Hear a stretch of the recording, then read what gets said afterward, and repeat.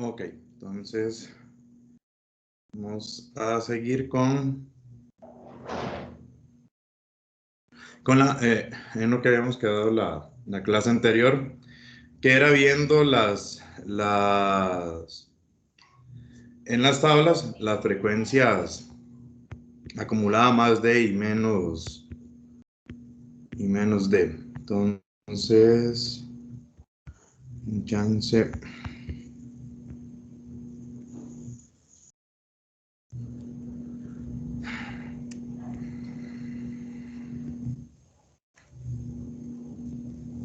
Ok, entonces, vamos a ver.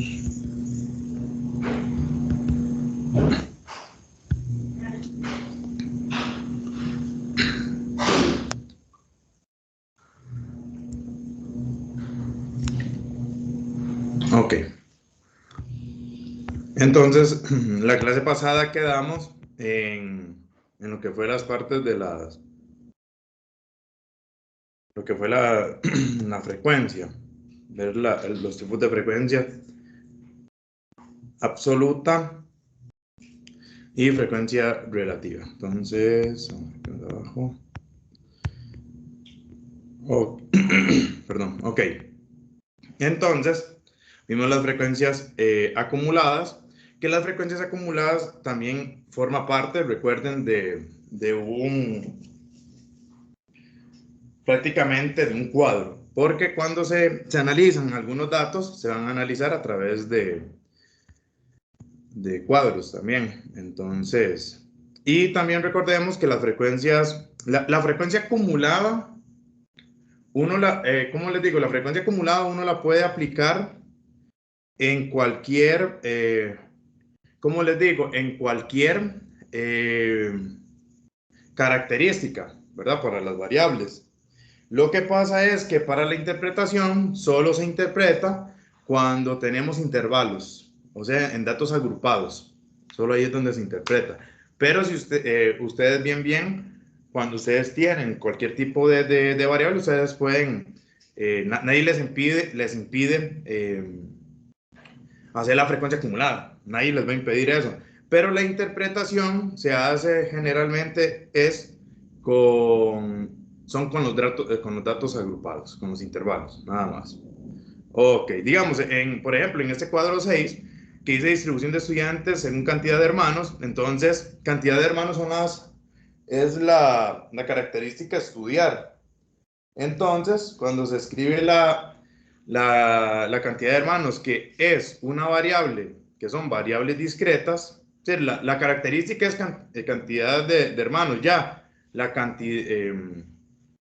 cantidad en sí, ya son las variables discretas continua y discreta que estamos trabajando. Entonces, va de 1 a 7 hermanos. Son valores discretos, aquí no hay intervalos. Si ustedes quieren acá, uno puede hacer, lo que puede hacer uno es hacer la frecuencia acumulada más D o la menos D. Lo que pasa es que, que muchas veces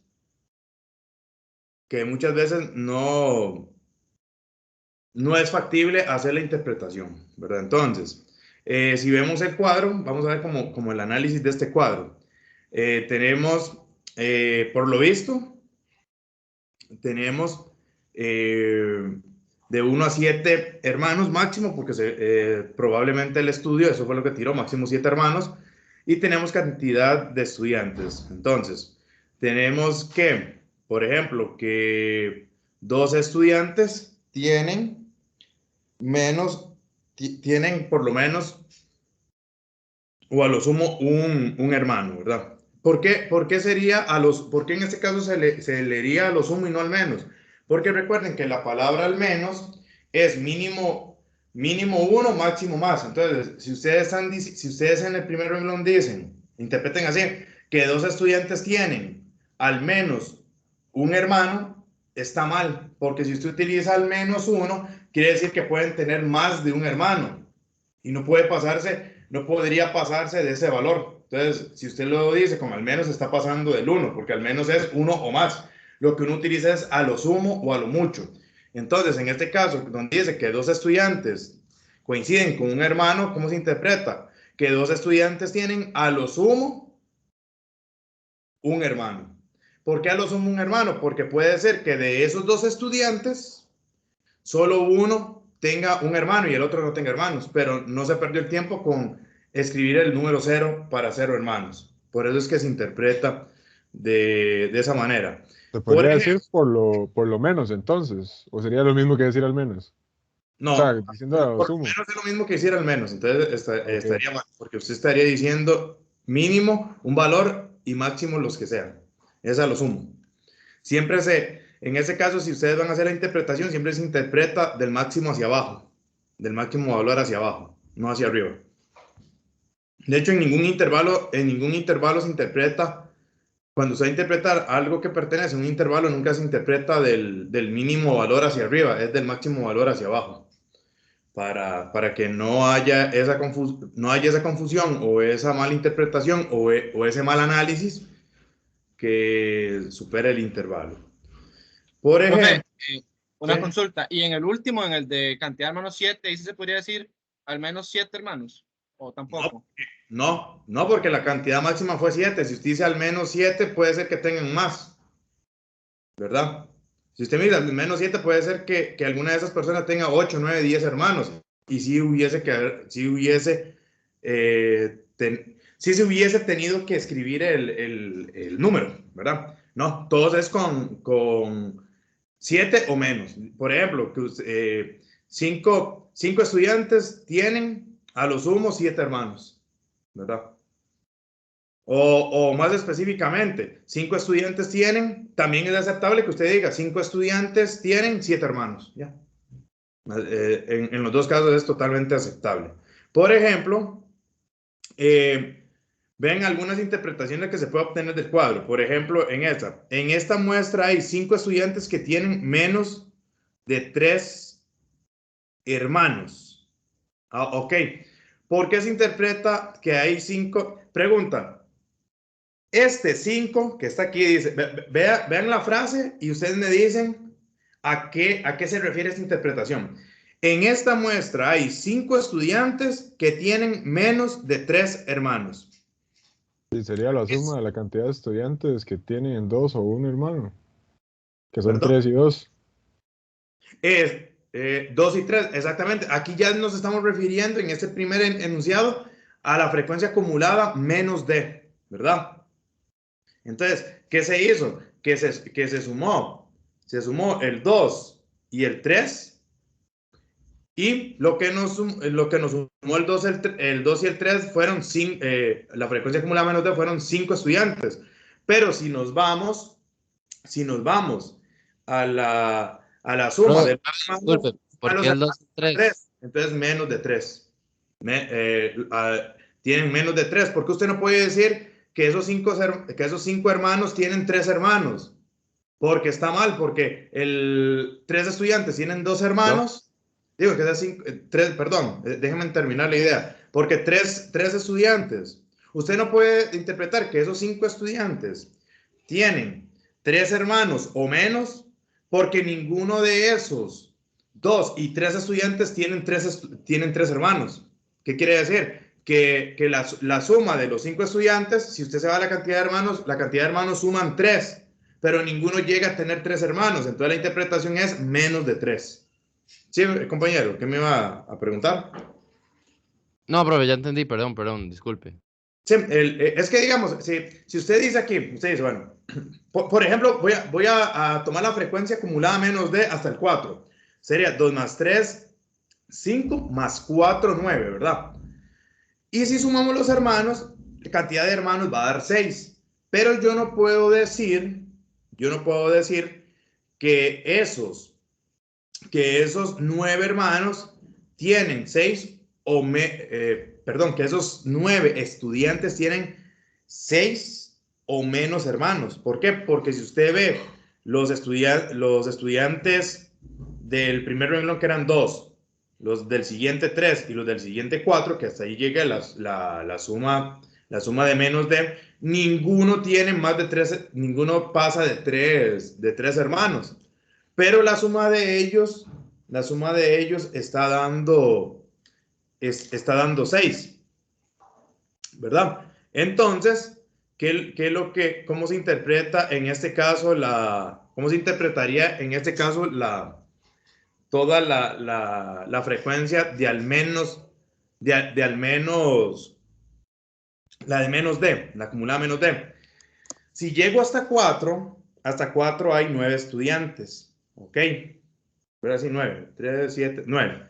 Pero vean que si yo sumo la cantidad de hermanos hasta el 4, da 6 hermanos. Pero yo no puedo decir que hay 9 estudiantes que tienen 6 o menos hermanos. ¿Por qué no puedo decir eso? Como en el anterior. ¿Puede repetir la pregunta, profe? Voy de nuevo. Si nosotros tomamos la frecuencia acumulada, denme un chance, porque para ir marcando, y aquí no puedo marcar, denme un chance, voy a compartir esto en otro lado, porque no puedo rayar. Entonces, hablar así en el aire, no se van a guiar. Denme un chancecito para... Ok, aquí, ok.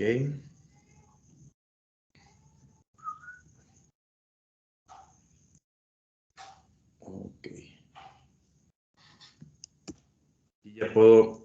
Aquí ya puedo rayar.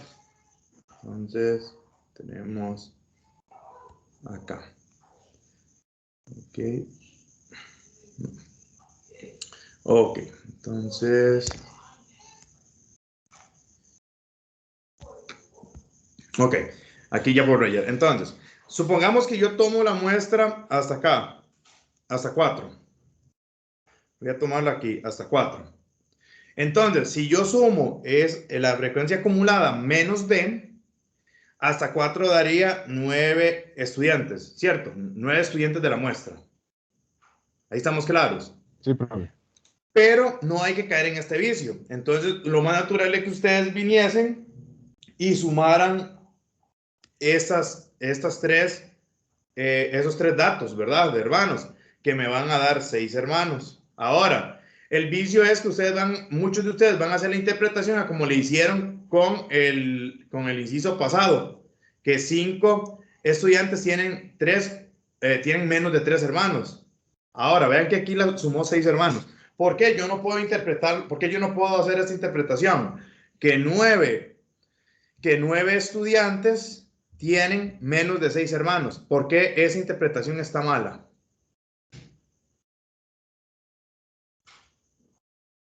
¿Por qué no podría hacer esa interpretación? Muchos me dicen, pero profe, es que en el pasado sumó 3 y nosotros dijimos y se aceptó que los Porque 5 no está contando, porque no estudiantes está con, menos. profe, ¿Perdón?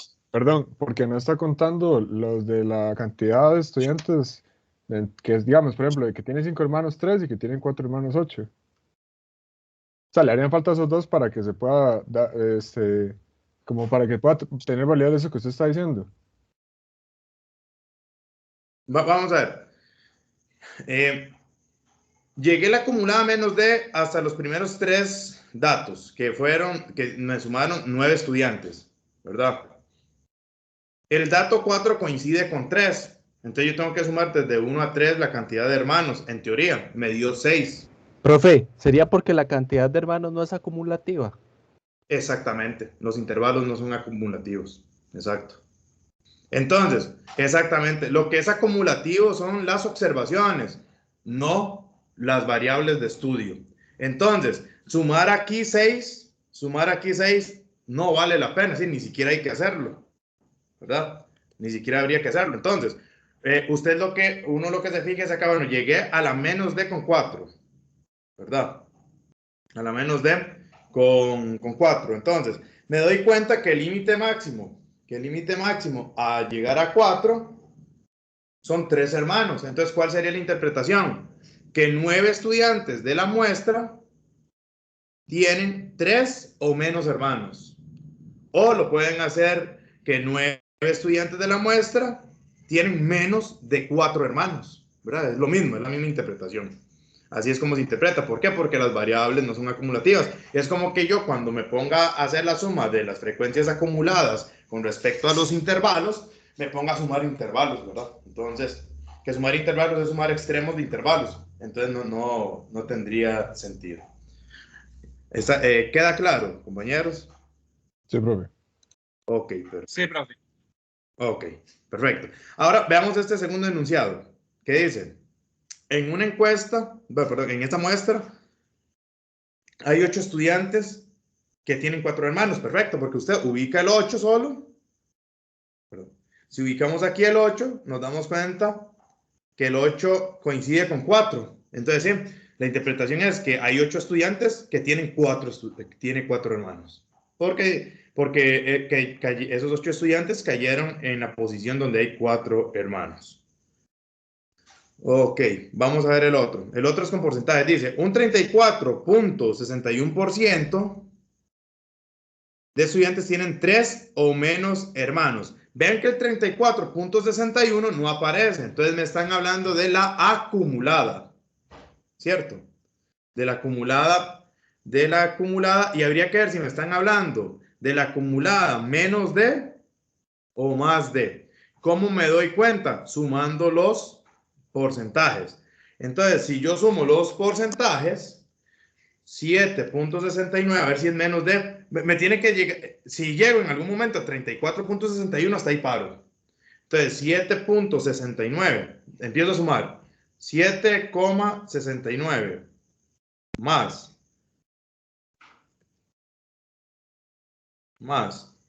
11,54, todavía no me llega a 34, entonces sumo el otro, más 15,38 me va a dar 34,61. 34,61. Entonces caí en la tercera clase, por decir así. Caí aquí. Hasta aquí la suma me da este valor, ¿verdad? Entonces, como es la acumulada menos de, entonces tengo que hacer la interpretación del máximo valor hacia atrás, ¿cierto? Entonces, el máximo valor ahí de cantidad de hermanos serían 3. Entonces, ¿cuál sería la interpretación? Que es verdadero que un 34,61% de los estudiantes tienen 3 o menos hermanos. Que fue la misma interpretación que yo di anteriormente con la acumulación de 9 estudiantes, ¿verdad? ¿Ok? Entonces, así se interpretaría. Ahora, vamos a ver otro tipo de interpretación, porque muy bonito. Aquí este cuadro solo viene con la interpretación de menos d. ¿Qué pasaría con una interpretación de más d? ¿Cierto? Entonces, vamos a hacer con una interpretación de más d. A ver cómo sería. ¿Ok? ¿Queda claro esta idea? ¿Queda claro las ideas de cómo se interpreta? De cómo se hace la interpretación de menos d. De la acumulación menos d. Recuerden que la interpretación de la acumulación menos d es del valor máximo del intervalo hacia atrás. ¿Estamos? ¿Compañeros? Sí, profe. Lo que sea menor al valor máximo sería. ¿Perdón? Lo que sea menor al valor máximo. Exactamente. ¿Qué es el valor máximo o menos? Así es la acumulación menos d. Ahora, la otra, voy a quitar esto. Otra vez, pongo el cuadrito aquí, para que no me quede tan cargado las rayas. Y que no me interesa lo demás. Ok, en este cuadro, con el mismo cuadro, ahora hagamos el análisis con la más d. Entonces, como aquí no viene la más d, voy a escribir aquí la más d en cantidad de estudiantes. Entonces, la frecuencia acumulada, voy a poner f, voy a escribir la frecuencia acumulada, entonces, f sub a, que es la frecuencia acumulada absoluta.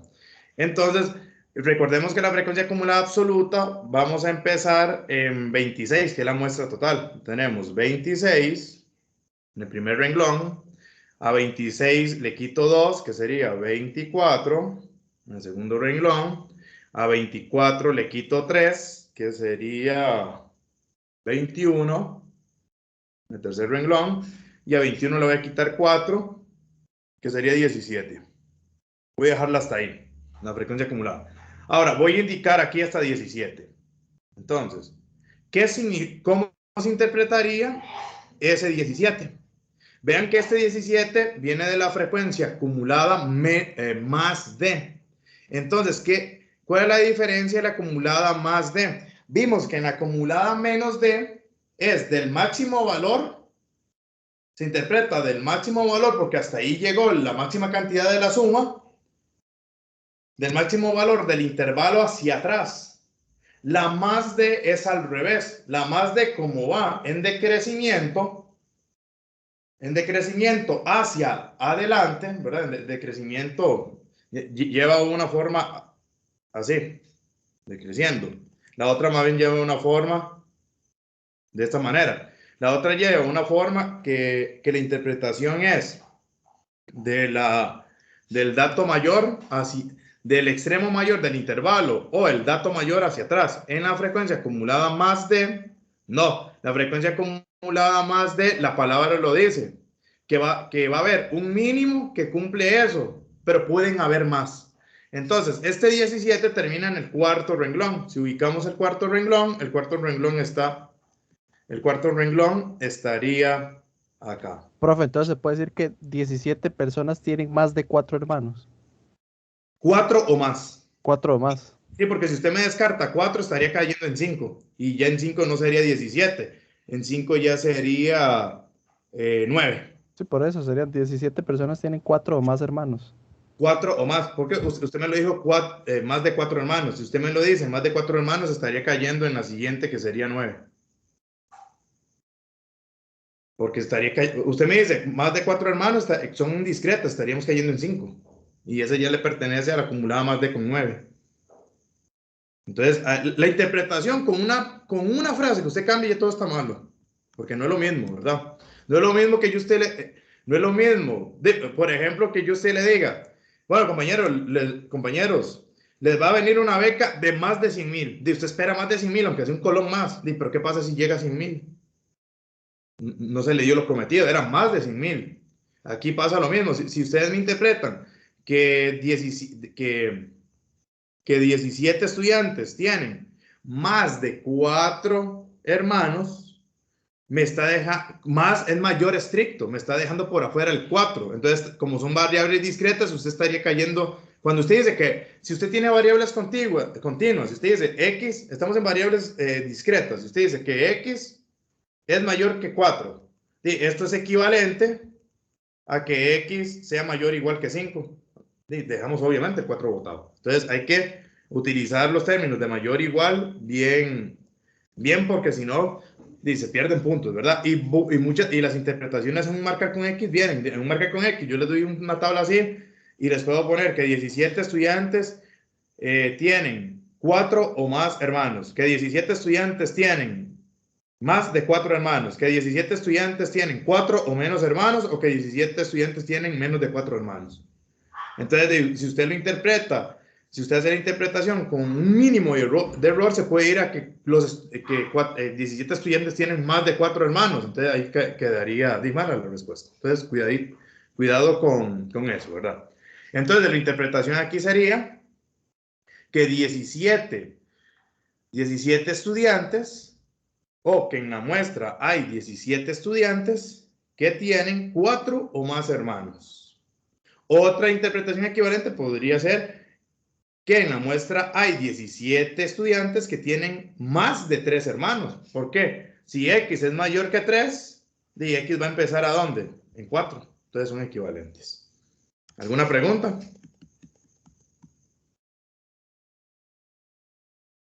Por el mi parte, momento no, todo profe. bien.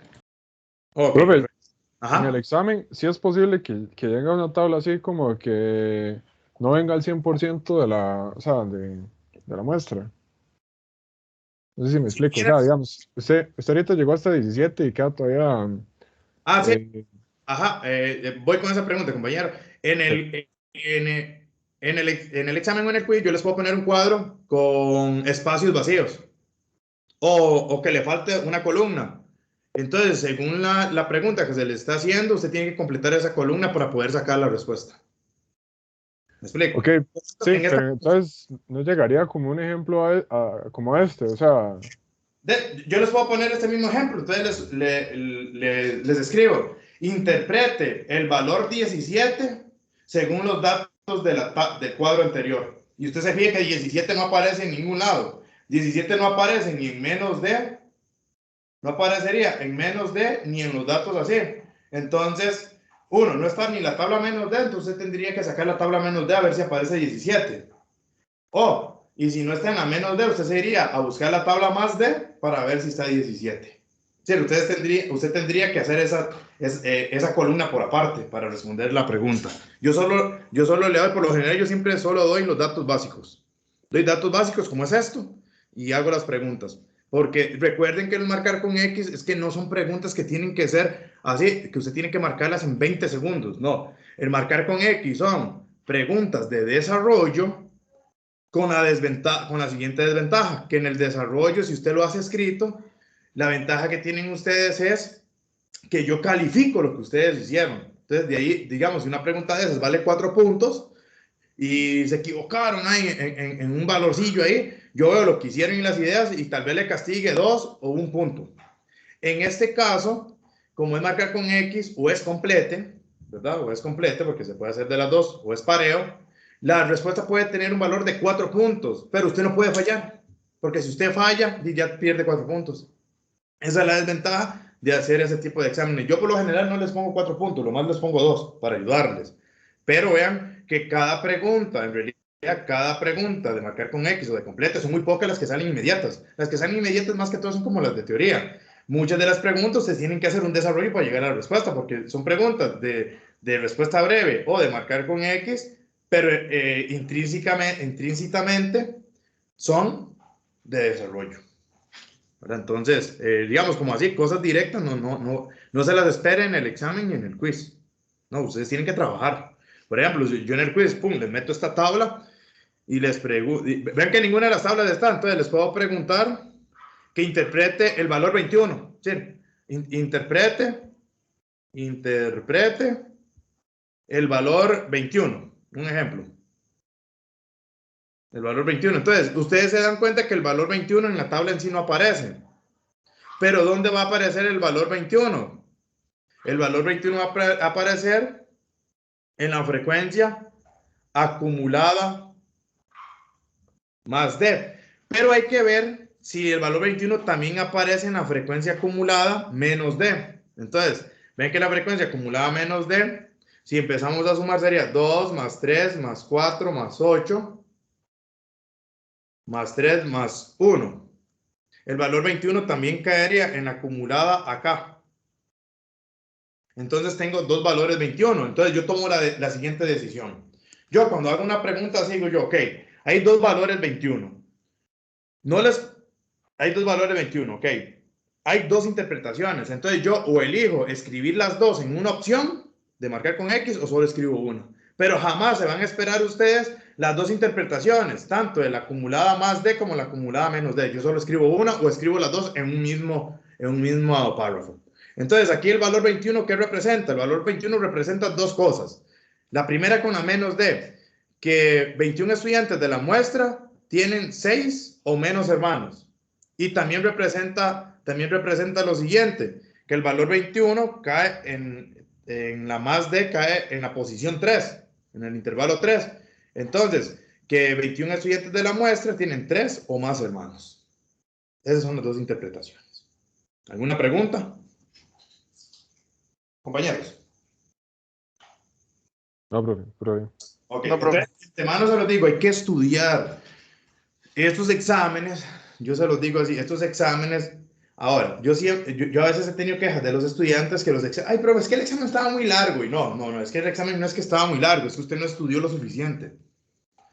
Vean, se los digo así, por ejemplo, ustedes llegan a estudiar y durante toda la antes del examen solo hicieron una tabla de frecuencias. ¿Qué habilidad, qué velocidad de análisis van ustedes a adquirir, aunque usted entienda la tabla? ¿Qué va usted a adquirir con una sola tabla hecha? Nada. Va a llegar a usted en el examen y usted sabe interpretar la tabla, pero va a durar llenando la tabla y eso le va a quitar tiempo. En matemática tenemos este lema. Lo bonito de matemática en sí, por la naturaleza que es matemática, es como usted entrenar. Ok, si usted sabe, si usted es un atleta ya que tiene años de entrenar y usted sabe que en 8 semanas tiene una competencia, su entrenador le va, o usted si es el entrenador y sabe entrenarse y sabe planificar, usted o el entrenador se van a planificar un entrenamiento basado en 8 semanas para que la 8ª semana, que es la competencia, usted dé el máximo nivel. No va a llegar usted cansado ni embotado a la semana 8 a competir, porque si no, ni mejor ni vaya. Es decir, planificó mal. Entonces, ¿qué es lo que pasa? Que usted dice, bueno, en esas 8 semanas voy a hacer 60 sesiones. Y de la sesión 55 a la 60 va a ser descarga para llegar al máximo nivel de la competencia. Ahora, ¿qué pasa si de esas 60 sesiones usted hizo 2 la primera semana, dejó ese montón de días, ya perdió la forma física, digo la forma física, la forma atlética, hizo otras 2 en la otra semana y la última semana usted se pegó a hacer todas las sesiones, pum, llegó usted a la competencia, llegó en una mala condición atlética y probablemente no va a dar rendimiento. Bueno, no probablemente, el fijo no va a dar rendimiento. En matemática pasa lo mismo. En matemática, ¿qué es lo que se hace? O en estadística, que es algo ahí medio relacionado. Si usted dice, ok, voy a estudiar con tablas de frecuencia, voy a dedicarme todo el día a trabajar tablas de frecuencia, hacer varias, pum, usted hace varios, ya. Días después, usted sigue estudiando la materia, días después, antes del examen, usted vuelve a repasar a hacer tablas de frecuencia, porque usted ya las sabe hacer, ustedes ya las saben hacer. Pero ese repaso y esos ejercicios nuevos que hace uno es, como se dice en matemática, este es el dicho que tenemos los matemáticos, no solo en Costa Rica, casi en toda Latinoamérica, para agilizar escritura, velocidad. Así de fácil, para agilizar velocidad. Ven que muchos de ustedes recibieron integrales, bueno, cálculo 1. Muchos se dieron cuenta el día del examen, bueno, probablemente no están acá porque perdieron el curso. Los que perdieron el curso, el día del último examen de integrales de cálculo 1, se dieron cuenta que estudiando una semana antes no les alcanzó el tiempo para hacer el examen, y mucho menos si era de desarrollo. ¿Por qué? Porque se dedicaron a hacer unas cuantas integrales unos 10 días antes del examen y se dieron cuenta que estaban muy lerdos para pensar en integración. ¿Qué hubiese pasado si usted hubiese empezado a estudiar desde el primer día que se vio integrales y hacer por cada método?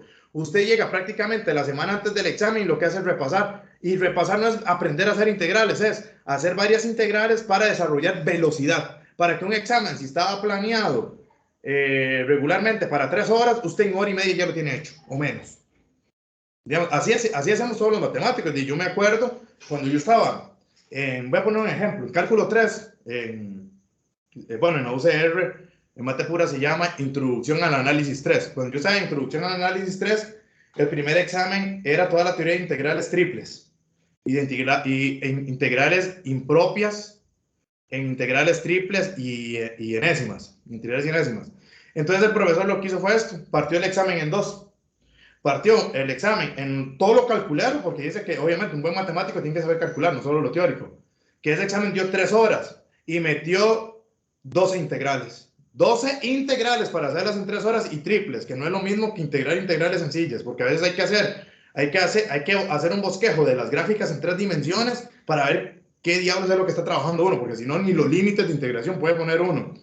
Entonces, en primer lugar, ¿qué hubiese pasado si yo hubiese ido a ese examen? Ahí estudiando por encimita, aunque yo sepa hacer integrales triples, estudiando por encimita integrales triples. Mentira que en 3 horas no alcanza para hacer 2 integrales. Así es como se hace esto. Entonces, es una forma de consejo y de regaño para el que nunca ha estudiado así, y de represión y de forma de reprender al que si piensa que este curso es ver y hacer 3 o 4 ejercicios y ir al examen, están equivocados. Por eso es que muchos, y ustedes van a conocer compañeros, uy, mira, es que ese curso, pucha, curso más feo. Bueno, feo porque una cosa es decir que un curso es feo porque en realidad usted pasó el curso y nunca le gustó. Y otra cosa es decir que el curso es muy feo porque usted estudió tan mal que nunca entendió o que nunca le alcanzó el tiempo. Porque yo he escuchado, profe, es que el examen, profe. Vea, es como esto, ya para terminar, yo pasé una encuesta el semestre antepasado no, hace 2 semestres fue, cuando di el curso de estadística, pero todavía no, fue antes de la pandemia, todavía no estaba la pandemia, no había puesto. Entonces yo hice, y solo esos reclamos desde que el examen que hicimos en la cátedra estaba muy largo de estadística. Pasé una encuesta y digo yo, les voy a pasar esta encuesta, son 3 preguntas. Sean lo más sincero posible. ¿Ok? Entonces, ¿qué pasó? ¿Qué reflejó la encuesta con 3 preguntitas que hice a las variables que yo quería estudiar? Que la variable era era esto, nota, relación de tiempo de estudio, dificultad de examen. Increíblemente, de mis 30 estudiantes que hicieron el examen, 25 hicieron encuesta porque fueron los que llegaron a clase. Y de esos 25, 20 estudiantes estudiaron una semana antes del examen. Entonces les digo yo, entonces, ¿por qué ustedes vienen y me dicen que el examen estaba muy duro y muy largo? ¿En qué cabeza cabe en ustedes que usted en una semana va a estudiar para un examen universitario de estadística? Y digo yo, y estamos en la Universidad Nacional o independiente, porque yo les digo, hay universidades privadas que si el profesor viene de la UCR o de la UNA, les hace un examen bien pesadito que tampoco va a servir estudiar una semana antes. Eso es relevante, eso es según el profesor que haga el examen, pero en la Universidad Nacional o en la UCR usted va a saber que va a tener un examencito pesadito. Usted tiene que estudiar. ¿Cómo van a estudiar una semana antes? Ay, sí, profe, aquella. Entonces ya se dan cuenta que no es el examen el que venía duro, es el tiempo que dedicaron que no fue suficiente. Ya para el otro examen sí hubo una buena mejora, por lo menos sirvió la encuesta y la regañada que les pegué, porque sí hubo una mejora muy buena. De hecho, prácticamente, recuerdo que en ese curso de los 30, que se me quedaran así, sin posibilidades de nada, como 2 o 3 personas apenas. Pero hay que estudiar. Entonces, yo no los voy a engañar, en el examen o en el quiz, esperen preguntas que aunque vengan de marcar con X o que vengan de complete, tienen que desarrollar. Estamos, compañeros, queda claro, para que no los sorprenda. Compañeros. Sí, profe, el quiz para este examen que viene, ¿usted cuántos días de anticipación avisa? Una semana antes, por lo general lo hago. Ok. Una semana antes, para que tengan chance de corregir los errores tácticos para el examen, para que no los sorprendan en el examen. Por lo general. No, pero ¿Ah? sí, es que creo que tal vez se confundió, confundí un poco como el aviso del quiz propiamente, porque usted dijo que usted iba a hacer quiz sorpresa, ¿verdad?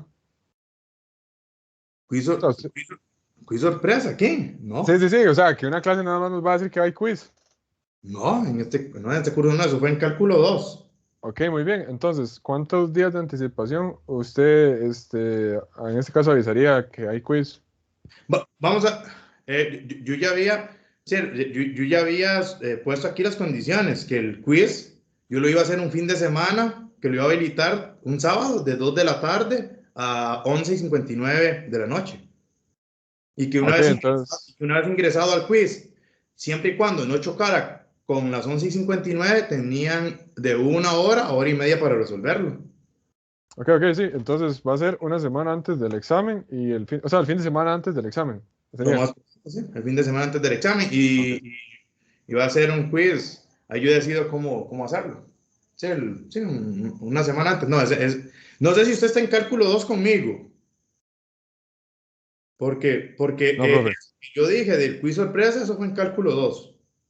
Que los quizzes no eran sorpresa, que yo solo decía, digamos, si la clase era un lunes, yo les decía, bueno, les decía, ese lunes que el jueves hay quiz y que entraba todo. No sé si usted está en. No me No, es fijo. que usted el primer día habló de eso, de que usted no era de sus profesores, de que el mismo día, así, como sacaban quiz sorpresa, así. No. Sí. Bueno, seguro porque seguro les dije eso porque como en cálculo 2 está esa regla, pero yo no la voy a aplicar así como tal de quiz sorpresa porque eso no tiene sentido. Pero aquí no, aquí, por ejemplo, yo lo que les digo es, de hecho, días antes del examen, yo les voy a, perdón, días antes del quiz, aunque no se haya visto toda la materia, yo les voy a decir, bueno, el quiz va a ser tal sábado, a partir de tal hora, y va a entrar todo lo que vimos hasta tal día. Sí, posiblemente entraría todo lo que se ve hasta ese viernes, antes del quiz. Entonces pero yo se lo digo con anticipación, vayan estudiando porque si hay clases el viernes, esa materia va a entrar para el quiz porque es lo que se va a evaluar en el examen, que por lo menos uno lo da con 8 días de anticipación, no hay ninguna regla que lo diga. Yo puedo dar materia el día antes del examen y se puede evaluar. El reglamento así lo especifica, que no hay un mínimo para dejar un lapso entre la materia vista y el examen. La UCR sí lo tiene, la UCR sí establece 5 días naturales, pero la UNA no. La UNA no establece nada de eso. Uno lo hace, deja de dar la materia 8 días, 5 días naturales antes del examen para, hacia ustedes, 7 días naturales u 8 días naturales antes del examen para ustedes, para que ustedes tengan esa semana de asimilar lo último que se vio. Pero eso es una forma de ayudarles, pero eso no estamos obligados. Pero para el día del examen, de hecho, ya la otra semana les digo cuándo va a ser el quiz. O ustedes lo tienen ahí. De hecho, ni tengo que decirlo. El quiz va a ser el sábado antes del examen, nada más. Ya para que lo sepan. El sábado antes del examen. Probablemente ya siempre me gusta a mí ir un toquecito adelantado. Probablemente ya hemos empezado el tema del segundo examen. Entonces no va a haber problemas para que la materia les quede muy pegada para el quiz. Entonces ahí ustedes tienen en la carta del estudiante cuándo es el primer examen. Entonces solo tengan en mente que el quiz el examen es el sábado, el quiz sería el sábado anterior. Y listo. Entonces, para que lo tengan, para que lo sepan, para no estar recordando. Bueno, ahí les voy recordando, no importa. Ok. Entonces, así es el análisis de la frecuencia acumulada más de o menos de. Voy a encontrar un cuadrito. Ok, aquí voy a encontrar voy a poner para hacer el análisis de ese mismo análisis, pero con intervalos. Ya datos agrupados. Ok, supongamos que en el quiz o en el examen les pone uno esto, ¿verdad? Les pone esa información y les pone uno el cuadro. Entonces, dice que en el primer ciclo del 2014 la profesora Helen del curso de Matemática General, que fue la que hizo este folleto, Helen, de la Universidad Nacional, brindó la calificación final a sus 50 alumnos del grupo 30. Estas calificaciones son las siguientes. Fueron 50 calificaciones y como eran tantas, no las iba a hacer en el estilo de datos no agrupados, sino que los agrupó para que uno tuviese la idea de que tantos estudiantes tuvieran una nota de tanto a tanto y ahí sucesivamente. Las notas están del 1 al 10, del 0 al 10 y aquí están los intervalos. Entonces, hacer los intervalos de esta forma. Entonces, vean que nosotros vamos a tomar aquí en cuenta, compañeros, los límites reales. Siempre eso se les va a dar en el examen. Entonces, mi siguiente pregunta es, interprete el valor 34. Entonces, interpretar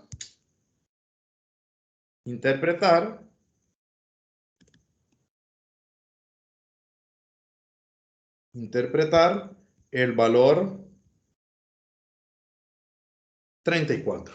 Vamos a ver qué significa el valor 34. ¿Ok? Entonces, vemos que, como es usual, nuestro cuadrito solo trae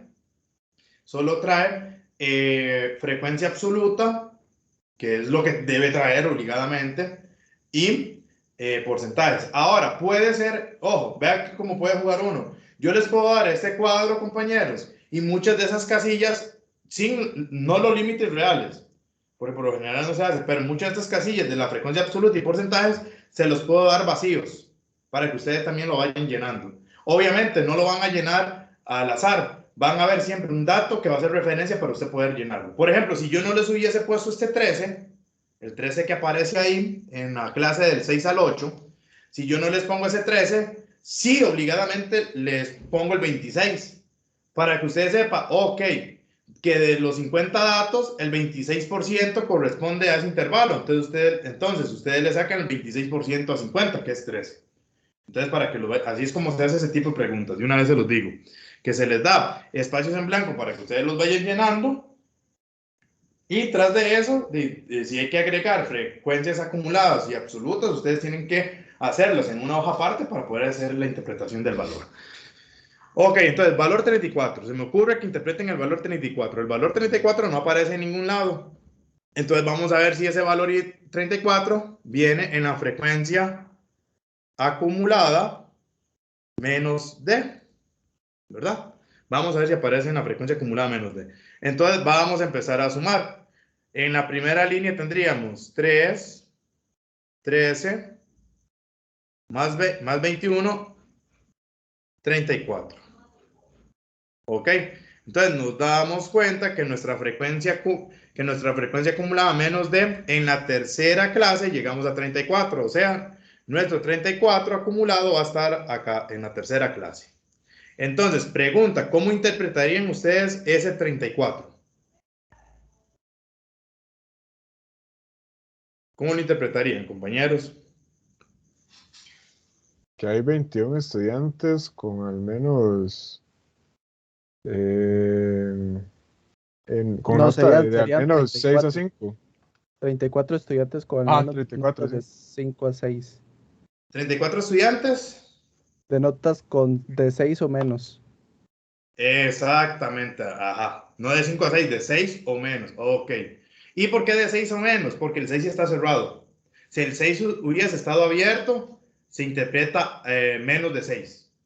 De menos de 6. Ok, entonces sí, la interpretación sería la siguiente. En la muestra hay 34 estudiantes donde sus calificaciones rondan de entre 6 o menos puntos. Listo. Porque como es la menos D, es del extremo superior de la clase hacia atrás. Perfecto. Ahora me van a interpretar el valor. Veamos otro valor. Vamos a interpretar el valor. Vamos a ver ahí uno que se me ocurra.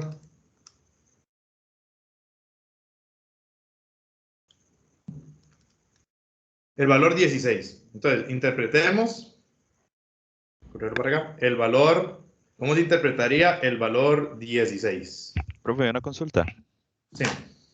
No sé si, no entendí como cuando lo explicó, pero en la frecuencia acumulada, cuando se pregunta que interpreta el valor, usted va a poner si es menos de, o uno puede elegir. No, usted tiene que hacerla. Ustedes tienen. Ok.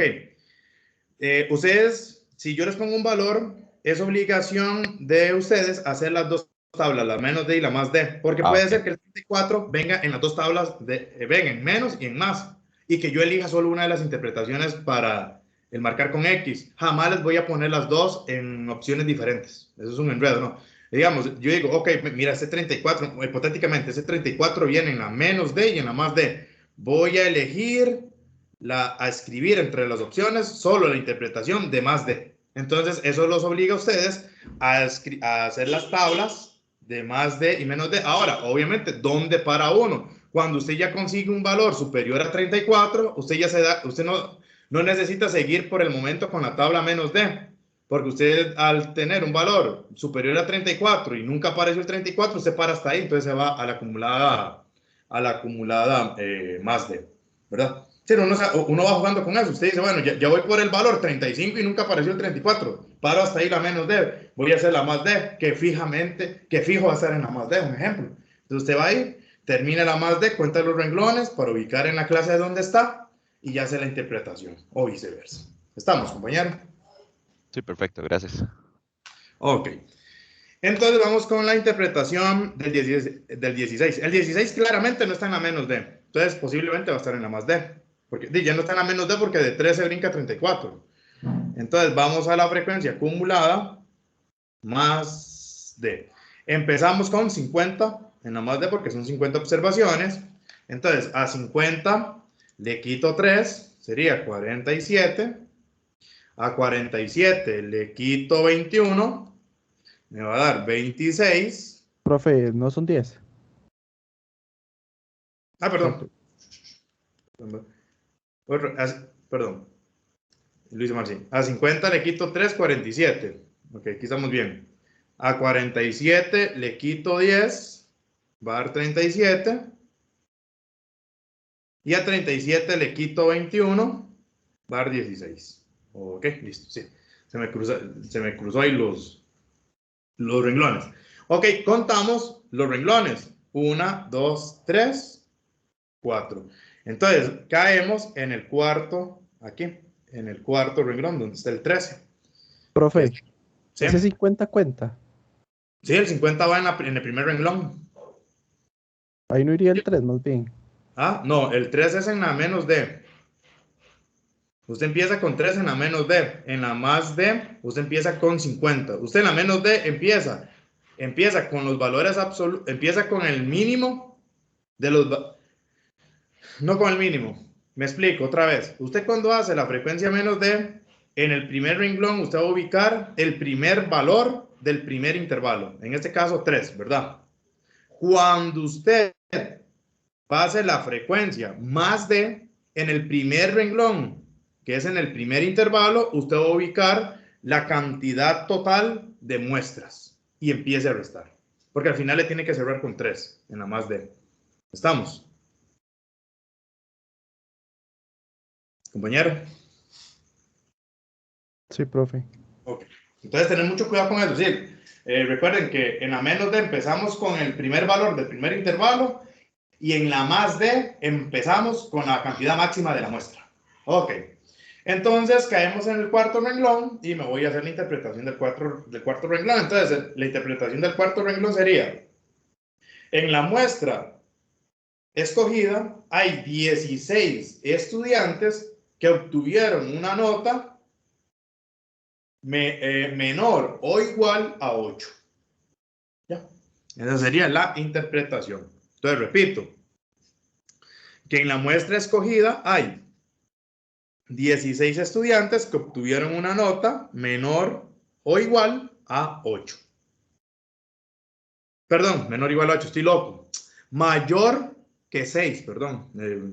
Me cruzaron los cables. Estaba pensando en la interpretación de la menos D, es de la más D. Entonces, repito, 16 estamos en la más D. Entonces, la más D es en el cuarto renglón. Por ser más D es del extremo inferior en adelante. Entonces, sería que en la muestra escogida hay 16 estudiantes que obtuvieron una nota superior o mayor, cualquiera de los dos términos, de 6 a 6. ¿Ok? ¿Preguntas? Entonces sería, existen estudiantes con notas mayores a 6. Bueno, si usted me escribe existen estudiantes, está mal. Usted tiene que escribir la cantidad. Ah, ok, 16, sí, cierto. 16 estudiantes con notas mayores a 6. Exactamente, mayores de 6. Si ese 6 compañero, si ese 6 hubiese estado cerrado, usted lo incluye. Pero como está abierto, entonces no se incluye. ¿Verdad? Siempre hay que fijarse en los intervalos si están abiertos o cerrados. Porque si el extremo que usted escogió ya para hacer la interpretación está cerrado, usted lo incluye. Pero si el extremo que hay que escoger está abierto, se excluye. No se incluye. Profe, Sí. entonces uno puede como, en este caso, o sea, por decirlo así, los datos que uno puede considerar relevantes para en este caso interpretar con el número 16 estarían, o sea, estarían después de la fila donde se llega a esa cantidad. No sé si me explico. Repíteme otra vez la pregunta, porque si me perdí en la pregunta. Sí, es que, sí, no, ok. Usted tuvo que descontar al total la frecuencia absoluta de las 4 primeras filas. De la frecuencia absoluta más de la frecuencia, ¿cómo frecuencia absoluta? No, la frecuencia. Sí, el 50, o sea, el 50. O las acumuladas. Perdón, tres columnas, tres filas, las 3 primeras filas. Entonces, a la fila siguiente es donde va a haber van a estar los datos en los que yo voy a poder trabajar para interpretar de manera correcta. No. Se supondría. No. Digamos, si usted está en la frecuencia acumulada menos D, empezamos en 3. Esa vez que era 34, empezamos a hacer la acumulada menos D y llegamos a 34. Usted cuenta la Profe, fila. o sea, en la frecuencia menos 0 o más, no sé, la que comienza con 50 y se le va restando. El 50 va asociado al 0 de 0 a 2, el 47 de 3 a 4 y así sucesivamente. Sí, por eso conté las filas. 1, 2, 3, 4, cuarta fila.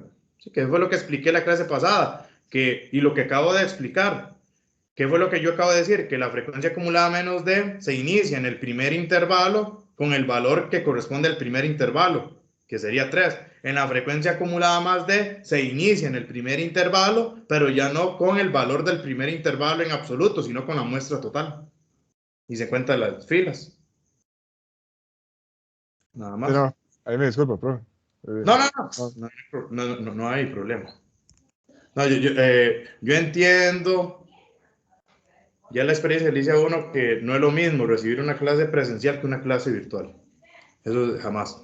En la clase virtual sí, a veces hay más problemas en que uno, digamos, capte todo lo que diga el profesor de un solo tiro, porque prácticamente usted no lo está viendo. Ustedes han visto que no es lo mismo cuando usted habla con una persona y le pone face to face, que usted le está poniendo atención a los gestos y a todo, a cuando usted habla por teléfono o habla virtualmente sin verlo. A veces le dice una cosa y uno cada rato, repeat, ¿qué fue lo que me dijo, mae? ¿Qué fue lo que me dijo, compa? ¿Qué fue lo que me dijo? Porque uno a veces está en otras. Eso yo lo entiendo. No hay problema. Y de por sí para eso estamos, para que me hagan preguntas, ¿verdad? Preguntas referentes al curso, no como X estudiantes, que está uno calculando una frecuencia acumulada y le sale de repente que si supo algo del curso X. Y yo digo, ¿por qué me pregunta eso? Si no estamos en el curso X, estamos en estadística, un ejemplo. Ahí sí, se lo digo la primera vez, que no, aquí allá, que cosas referentes al curso. Ya, si vuelvo a repetir, ahí sí se encabrona uno, porque ¿para qué va a estar saliendo con cosas que nada que ver en el curso? Y para esa gracia lo pregunto a otra persona. Pero igual, para cualquier pregunta del curso, usted me pregunta ahora, esa excusa es vacilón, porque es hablada que a veces echen los profesores que le dicen a uno, ay, es que no hay preguntas tontas. No, sí hay preguntas tontas, estúpidas e imbéciles. Ahora, ¿a qué se refiere uno cuando hay preguntas tontas, estúpidas e imbéciles? Cuando uno está explicando, digamos, esto de cálculo y ustedes me salen, profe, ¿cuál es la aproximación de pi? De que pi nada tiene que ver, ¿verdad? Con el curso. Es una pregunta estúpida. ¿Sí? Ahora, ¿dónde no es que hay preguntas tontas? No hay preguntas tontas dentro de la misma teoría que se está viendo, pero ya si usted sale con domingo 7, perdón, ya pues, está listo. Y aunque parezca increíble, me ha sucedido y muchas veces que a veces uno dice, pero ¿qué está pasando? ¿Verdad? Como que es algo surreal, ¿verdad? Pero pregunten, si no entienden algo, ustedes solo preguntan, que para eso estamos en la disposición. Ok, y como han hecho muchos de ustedes, que me dicen, profe, tengo una pregunta, pero un poquito salida del tema, ya uno ahí les dice, bueno, denme un chance, y ya uno va a saber que es una pregunta de otra índole. Pero si ustedes de la nada, uno está ahí inyectado explicando frecuencias, y ustedes me salen con otra cosa, y obviamente el freno, es como que usted le esté contando algo a un amigo, y que usted vea, uy, mi amigo se está interesando en lo que le estoy contando y que le salga con otra cosa y prácticamente todo lo que usted le dijo le entró por un oído y le salió por el otro. Igual. Pero no se preocupe. Ok. Entonces, como así es que se evalúan estas cosas, compañeros, prácticamente así es la forma en que se evalúa. Por ejemplo, otra que yo les puedo escribir es esto, ¿qué se refiere? Interpreten el valor 0, interpretar el valor 0,68. Ahora, pregunta, ese 0,68 claramente no está en ningún lado. Ese 0,68 ¿a qué se refiere? El porcentaje, ¿a lo que equivale eso de 50? Ok, al porcentaje prácticamente, a la proporción, solo que no en porcentaje del 1 al 100, sino del 0 al 100, sino de 0 a 1. Exactamente, entonces, como ese 68 no aparece, vamos a hacerlo. Ese 0,68 prácticamente va relacionado ¿con quién? Con los porcentajes. Entonces, vamos a ver si está dentro de la frecuencia acumulada relativa. Frecuencia acumulada, voy a ponerle R para que se entienda relativa, menos D.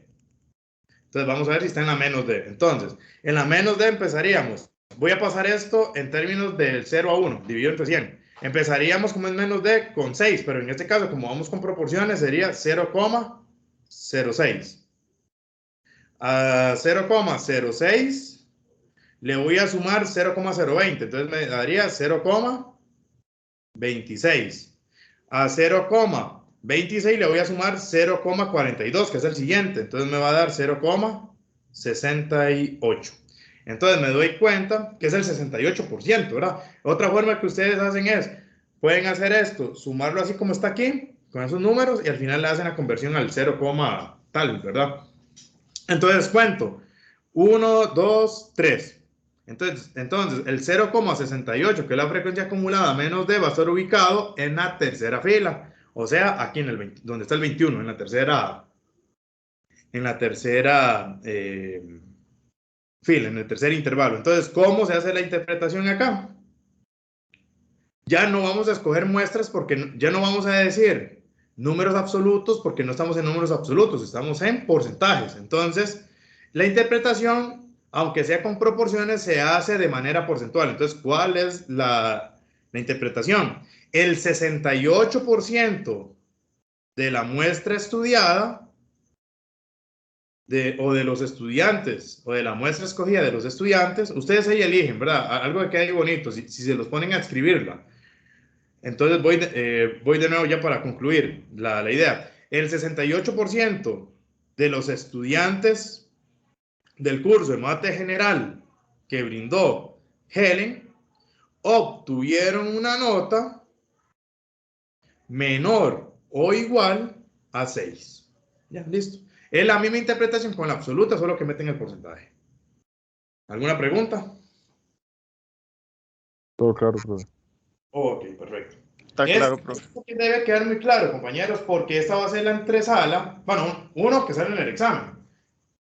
Y dos, va a ser no la antesala, porque es no, es antes. Esta va a ser un poco la antesala para cuando veamos las medidas de posición, que nos vamos a dar cuenta que nosotros cuando vamos a trabajar con la moda y la mediana en datos, y la media, perdón, en datos agrupados, vamos a ocupar las frecuencias acumuladas. La frecuencia acumulada, prácticamente la que se utiliza, con la que se trabaja es la menos D. La menos D del renglón donde está ubicado el dato con el renglón anterior y a veces con el renglón posterior, dependiendo de la medida de posición que queramos encontrar. Y la interpretación va a depender de eso, o se hace muy parecido a como estamos aquí haciendo las interpretaciones. Porque al final, casi siempre lo que se califica, se le pone más valor a la calificación es a las interpretaciones. Ok. ¿Alguna pregunta? ¿Alguna duda? Así es como se va a evaluar en el examen o en el quiz. No va a haber ningún cambio con eso por el momento. Ok. Entonces, sigamos. Entonces, aquí ya cerramos con la parte de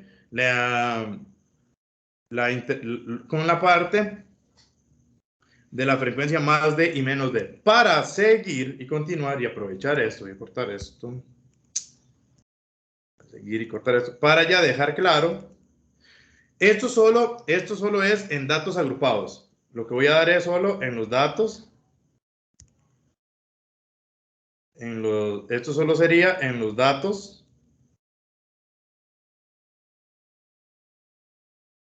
agrupados.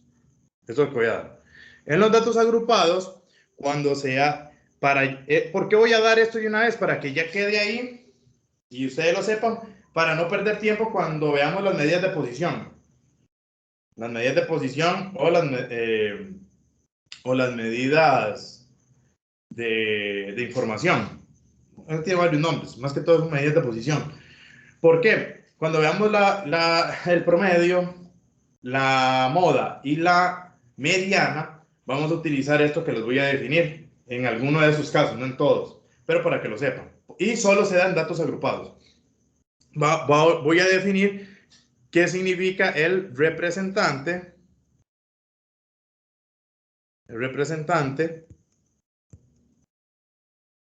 de una clase. Representante de una clase o punto medio. Punto medio. El representante de una clase o punto medio se denota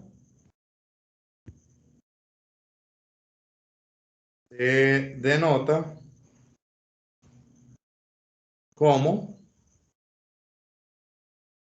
X sub I. Lo tenemos acá. Como X sub I.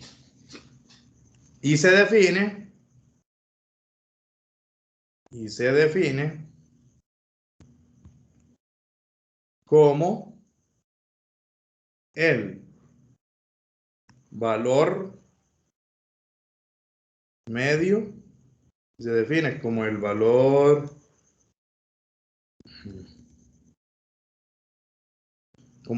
medio de cada clase. Se define como el valor medio de cada clase. Entonces, de cada clase. Es decir,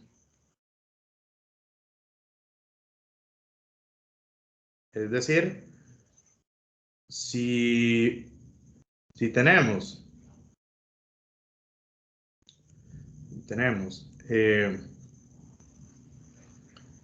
y sub i, si tenemos la clase, si tenemos la clase a, b, cualquier clase,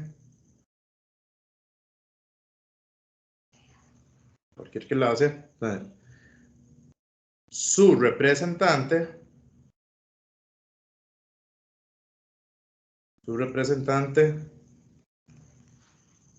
será x sub i, que x sub i, la notación x sub i en datos estas notaciones tienen que ustedes interpretarlas según los datos que están, porque... Profe, disculpe, eso A y B son los dos agrupados, digamos, del otro lado sería el 0, el 2 y así sucesivamente. Ese A y B es un intervalo cualquiera de las clases en datos agrupados, puede representar cualquier intervalo. Por eso les puse cualquier clase. Puede ser cualquier clase, puede ser hasta referente a estas clases, puede ser el 0,2, el 2,4, el 4,6, cualquier clase. Es solo para ponerlo en general. Ese A y B sería el... puede poner la tabla un toque, profe. No, bueno, es que esta I B nada tiene que ver con esta tabla. Esta I B digamos, serían los límites reales. Sí, todo es con límites reales. Todo. Cuando yo ya hablo, cuando ya se habla de clases, compañero, usted únicamente puede hablar de clases cuando ya tiene los límites reales para montar los intervalos. Cuando usted tiene límites indicados, ya usted no puede hablar de clases, porque los límites indicados son límites hipotéticos que usted pone para limitar ya los reales, para ya crear los reales. ¿Estamos? Sí, profe. Ok, perfecto. Entonces, repito, como el compañero preguntó y dijo, ese A y B son los extremos de los límites reales. Bueno, ya, por eso se le llama clase. Cuando yo ya me refiero clase, cuando yo ya digo la palabra clase, ya tengan ustedes presente que es el límite real. Entonces sería esto es igual a B menos A entre 2, que es el valor medio del intervalo. Es el punto como medio, es el punto que parte a la mitad del intervalo. Entonces, a esto se le llama representante de cada clase. Ahora, ¿qué función va a tener el representante de cada clase en la tabla? Porque ven que esta tabla la tenemos a medias. A estas tablas con datos agrupados, lo único que hemos nosotros incorporado es las frecuencias absolutas, las frecuencias relativas, la frecuencia acumulada más de y menos de ambas, solo eso. No hemos incorporado todavía los puntos medios o los representantes de cada clase. Para más orden, los representantes de cada clase, por lo general, uno escribe ese cuadro antes de las frecuencias acumuladas, antes de las frecuencias absolutas. Por ejemplo, si aquí está la tablita de la clase, la siguiente columna son los representantes. Eso es para un orden. Ustedes lo pueden escribir donde ustedes quieran, pero es un orden como para que visualmente ustedes trabajen rápidamente, porque si a ustedes les da la gana, pueden escribir los representantes al final. Pero ahí a veces sucede que a uno se le hace mucho enredo porque hay que estar cruzando mucho las columnas. Y es mejor tener los representantes de cada clase bien cerquita de su clase respectiva. Entonces, a eso se le llama representante o punto medio de cada clase. ¿Dónde vamos a utilizar el representante o el punto medio de cada clase? Nos vamos a dar cuenta que lo vamos a utilizar más que todo cuando tengamos que calcular la varianza y por ende la desviación estándar y a consecuencia de ello el coeficiente de variación, que vamos a ver más adelante lo que significa el coeficiente de variación. El coeficiente de variación por lo general es qué tan distante, qué tanto va a ser el porcentaje en que está distanciado los datos, la información obtenida de los datos con respecto a la media. A la mediana, perdón. Media no, a la mediana. Sí, a la mediana. Ok, eso lo vamos a ver más adelante y lo vamos a aclarar. Y ahí casi siempre yo lo explico con unas grafiquillas para que se entienda. Pero, por el momento, esa es la definición de punto medio. Y de una vez repito que eso tiene mucha utilización cuando se vea la varianza y la desviación estándar. Que la desviación estándar parte de la varianza, porque la varianza... No voy a definir la varianza se denota como S cuadrado.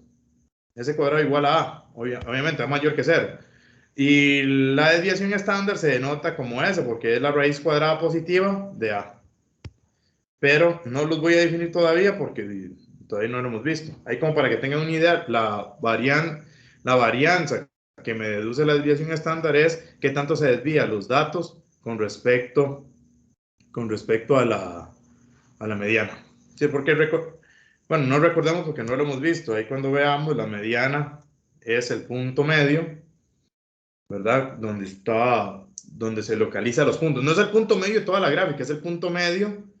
Es como el eje de simetría donde van a estar los datos. Entonces, la mediana puede suceder que pase lo siguiente. Puede ser que usted tenga aquí los datos y tenga aquí la curva y que la mediana quede aquí. Es decir, que quede ahí, entonces eso se le llama simetría negativa. O puede ser que quede acá con simetría positiva, bueno, asimetría, perdón. A esta de acá se le va a llamar, vamos a ver más adelante, asimetría negativa, esta simetría positiva, y si queda totalmente en el centro de la gráfica, en el centro de la curva a analizar, se dice que los datos están simétricos. Cuando los datos están simétricos, la media, la moda y el promedio coinciden. Que son pocas veces, es muy difícil. Pero eso es lo que quiere decir cuando hay simetría. Pero todo eso lo voy a explicar ya en más detalle cuando veamos los temas. Me voy a adelantar. Ok, entonces esta sería la definición de representante de una clase. Ya para tenerlo, más adelante vamos a ver las aplicaciones. Ok, lo que sigue en el curso es la interpretación y ver cómo se elabora, sí, por encima, los gráficos estadísticos. Entonces, de entrada, los gráficos estadísticos, lo que es el título, lo que es lo principal, que es el número, el título y alguna referencia que usted tiene que escribir, es igual que los cuadros. Lo que va a cambiar son los tipos de estructura dependiendo del cuadro. Entonces, si ustedes ven aquí en los gráficos son figuras, ¿verdad? Son figuras para explicar ciertos datos. Es decir, el gráfico, ¿qué es lo que viene a hacer el gráfico? El gráfico viene a explicar una tabla. Es decir, usted no puede hacer un gráfico antes de hacer una tabla. Primero hay que hacer la tabla con la información ya tabulada y luego se hace el gráfico. Usted no puede hacer un gráfico primero y hacer la tabla después. ¿Por qué? Sí se puede hacer, pero ¿por qué no es recomendable? Porque se puede dejar datos por afuera. Entonces, primero se hace la tabla. Por lo general, paso 1 hago la tabla y paso 2 hago el gráfico. Ahora, el gráfico, si ustedes lo ven, el gráfico tiene la línea principal de los cuadros, número, título y nota introductoria si es el caso. Ahora, esta parte de acá es lo que voy a explicar más a detalle en la otra clase, porque esta parte de acá va cambiando mucho, porque yo voy en el gráfico, si ustedes ven siempre los gráficos, uno los va a leer con respecto al plano cartesiano, eje Y, eje X. Y que va a ser las columnas o la altura, por decirlo así, y el eje X que va a ser la base. Entonces, dependiendo del gráfico que usted haga, ya esto no tiene sentido. Por ejemplo, si usted va a hacer un gráfico de pastel, que es el redondo, el que utilizan mucho en la política, que es el grafiquito redondo, se llama gráfico de pastel o circular, esto ya no tiene sentido, porque el gráfico de pastel por sí solo ya me da toda la información. No hay necesidad de meterlo entre un eje X y un eje Y. ¿Cuáles son los gráficos que se meten dentro de un eje X y un eje Y? Únicamente los gráficos de barra y por ende los histogramas, que los vamos a ver de dónde sale un histograma, los gráficos de bastones y las ojivas, que eso se ve hasta el final. Lo que es histograma y ojiva se ve hasta el final porque es cuando ya veamos también aplicaciones directas de los puntos medios. De hecho, nos vamos a dar cuenta que los puntos medios o el representante de cada clase que yo les di ahora como definición me va a servir para nosotros formar ojivas. Que no les voy a decir que es la ojiva todavía porque todavía no hemos llegado a ese tema. Pero para que tengan una idea clara, que esta estructura únicamente se mantiene cuando estamos hablando de gráficos, ojo, de gráficos de barras, de bastones o los gráficos que son gráficos de frecuencia. Los gráficos de frecuencia son de este estilo, ya les digo, para que no sé. Sí, como para que tengan una idea.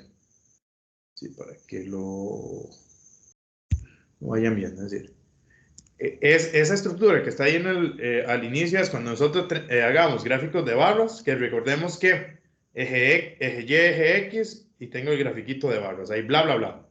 Entonces, ahí uno pone la información que aquí va un 9, aquí va un 9 y aquí va un 2, no sé, como uno quiera hacerlo. Ahí. Ok, ese es el gráfico, voy a hacerlo mejor. Este es el gráfico de barras. Ok. Las barras pueden ir separadas.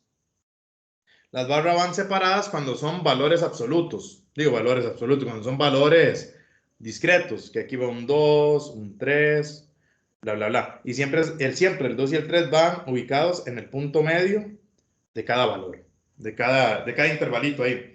Cuando los gráficos van unidos, ¿verdad? Que se le va a llamar histograma. Histograma es cuando las barras van unidas. Entonces, si yo empiezo una barra acá, que va del intervalo de 3 a 4, pero el otro va de 4 a 6, todo va unido. Porque es continuo, recuerden. Entonces, los gráficos van unidos cuando son... Los gráficos van separados cuando los intervalos son discontinuos. O cuando estamos con variables discontinuas como la cantidad de hermanos que tenía cada cantidad de estudiantes. Cuando ya es continuo, como estatura, peso y todo, todos los grafiquitos, todos los gráficos de barra van unidos. Entonces, digamos de 3 a 4, de 4 a 5, porque el rango va a ser 1 y sucesivamente.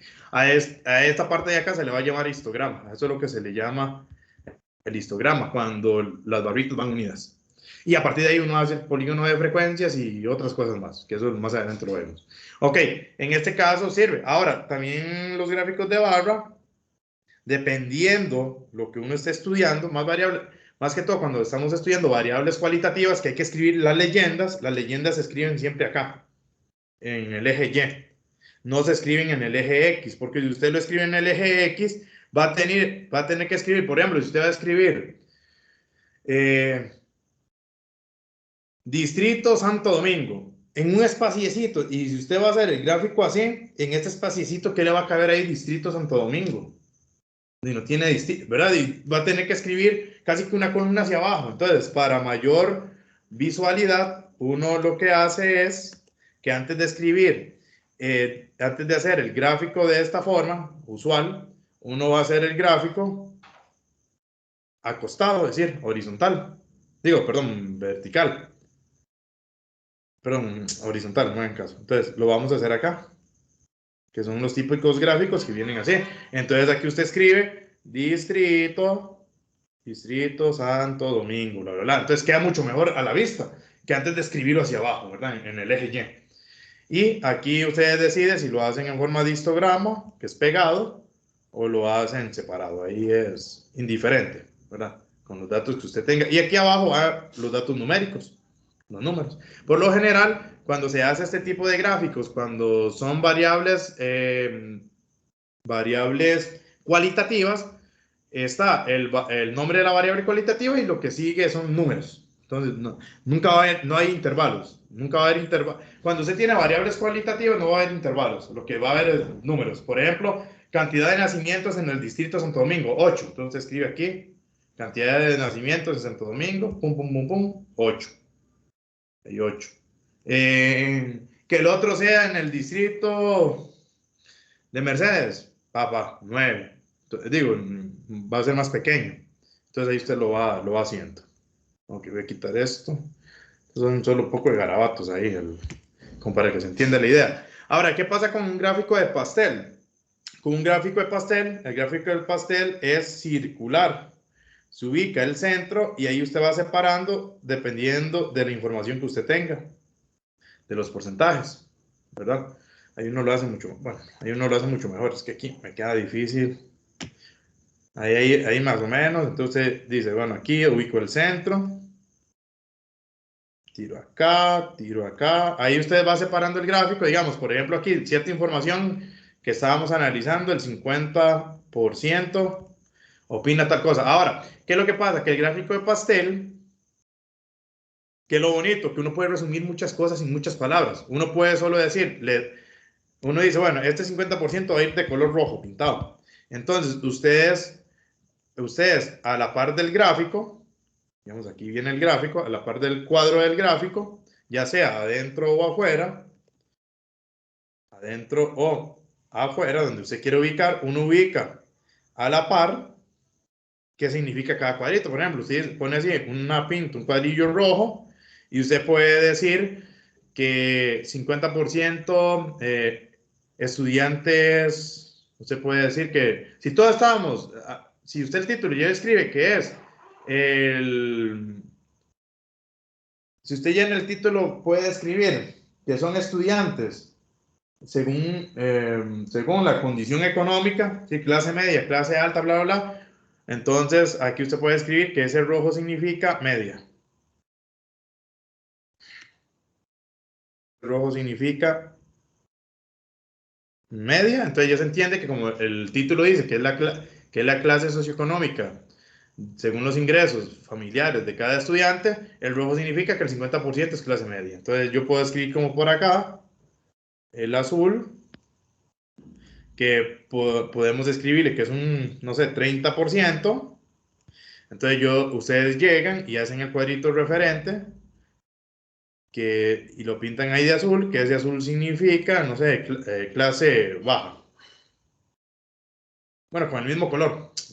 Antes de marcar el negro, marqué el que está a la par. Pero ahí sucesivamente. Y lo terminen ahí, que el otro color, que es este gris, es clase alta, que es el 20%, un ejemplo. Entonces ya el cuadro de pastel viene ahí centrado en un cuadro rectangular y no necesita usted escribir ni eje X ni eje Y. Y vean que el cuadro de pastel es lo más bonito, porque prácticamente en poquitas cosas nos dicen mucho a la vez. ¿Estamos? ¿Alguna pregunta, compañeros? Profe, nada más con lo de los gráficos de barras, cuando las variables características son discretas. Las variables. Ajá. Ok. Sí, las variables son discretas, entonces las barras van separadas. Van separadas y cuando son continuas van unidas y se le llama histograma. Exacto. Sí, nosotros no podemos hacer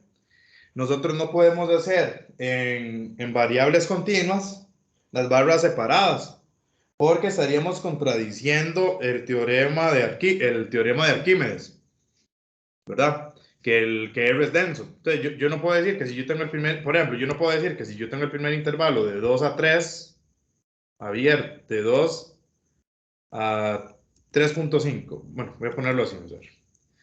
Tengo el intervalo, por ejemplo, de 2.5 a 4.5, abierto. Entonces, el otro va a 4.5, este de primero cerrado y este abierto.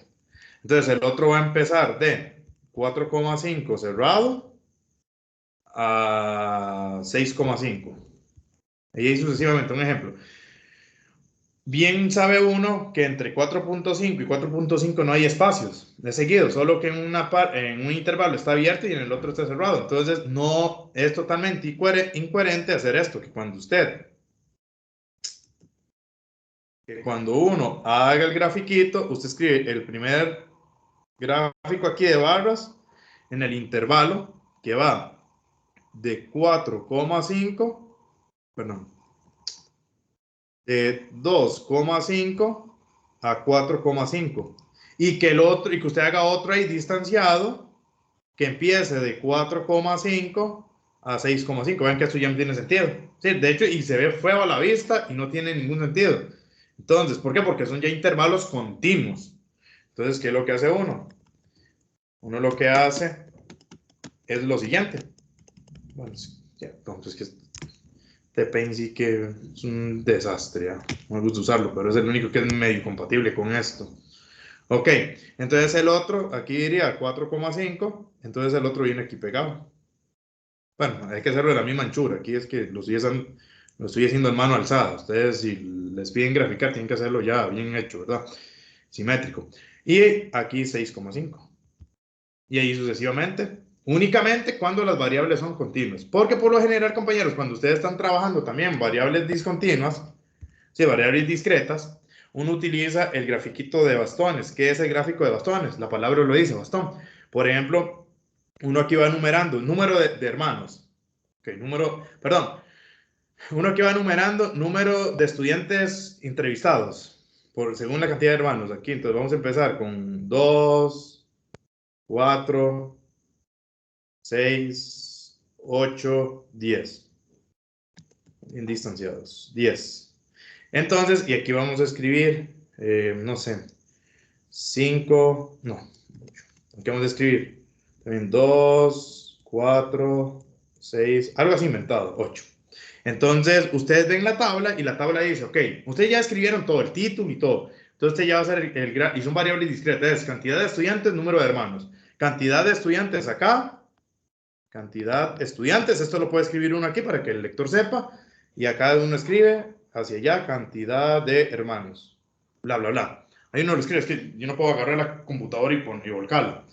Ok, entonces ustedes se ven, bueno, me dicen que para dos estudiantes tenemos 4 hermanos, ¿verdad? Estudiantes, hermanos. Que 2 estudiantes tienen 4 hermanos. Entonces uno hace un grafiquito de bastón, que es un bastón, bueno, ahí más recto, un bastón que va a terminar acá. Así se le llama grafiquito de bastones. Supongamos que 4 hermanos tienen 2. Digo que 4 estudiantes tienen 2 hermanos. Entonces el otro, donde va el 4, termina en 2. Que es mucho más, a mí me gusta más este tipo de gráfico porque me interpreta mejor las variables discretas que antes de escribir un cuadro ahí.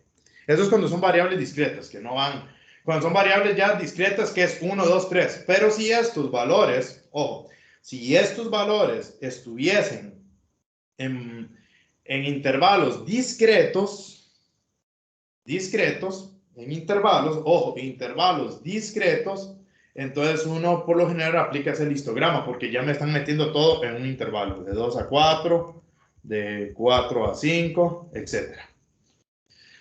Ok, entonces así sería si son solo valores discretos. Ahora, si valores discretos, digamos, con cantidades específicas. Ahora, si yo voy a hacer valores discretos con intervalos, por lo general los intervalos vienen acá. Iría de 2 a 3, de 4 a 5, perdón, de 4 a 5 y ahí sucesivamente, porque son discretos. Yo no puedo terminar aquí con 3 y empezar aquí con 3. ¿Por qué no puedo hacer eso? Porque no tiene sentido, porque son discretos, ¿verdad? Entonces, cuando son discretos, usted termina un valor y sigue en el siguiente entero, ¿verdad? Porque si no queda un enredo. Entonces usted viene y hace aquí sí, porque como son intervalos, vean esto, el grafiquito de barras en lo que son datos agrupados, ya sea datos agrupados o datos no agrupados, como ustedes quieran verlo, y más específicamente aquí en estos dos ejemplos que son datos agrupados, ya sean discretos, numéricos o discretos con intervalos, con clases, ven que en este primero no hay clases, en este sí hay clases. ¿Qué es lo que significa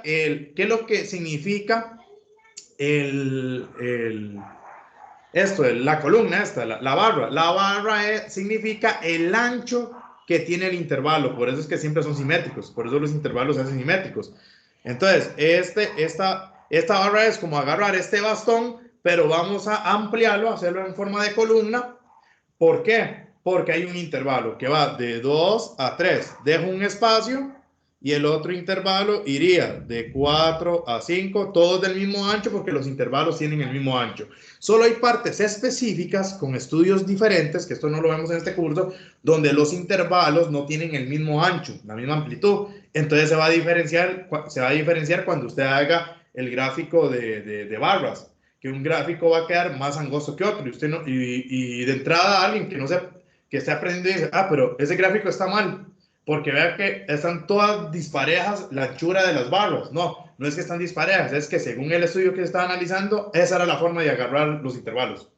Uno con un rango de 3, otro con un rango de 4, otro con un rango de 6, etc. Pero vean la relación, eso es lo que significa la anchura de la barra. La anchura de la barra me da el intervalo, que cuando son variables discretas como esto, van separados. Si fueran ya variables continuas, van unidas y se le llama histograma. ¿Alguna pregunta, compañeros? ¿Queda claro? Queda claro, profe.